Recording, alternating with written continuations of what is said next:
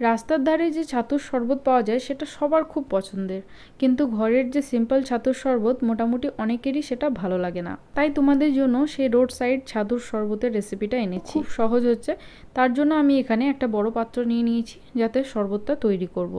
প্রথমে এতে ছাতুটা নিয়ে নিচ্ছি, জল দিয়ে গুলে নিতে হবে। খুব বেশি পাতলা বা গাঢ় গুলবে না।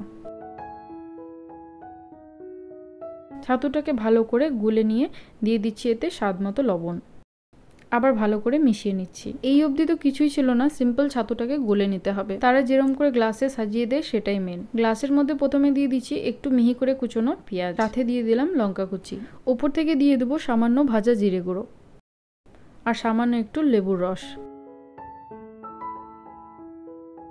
তারপর গুলে রাখা ছাতুটা দিয়ে দেবো। পুরো গ্লাসটা ভরবে না, অর্ধেক অবধি ভরে নিতে হবে। তারপর এতে দিয়ে দেবো পুদিনার জলটা। এটা আমি পুদিনা পাতাটাকে জলের সাথে পেস্ট করে নিয়ে ছেঁকে নিয়েছি।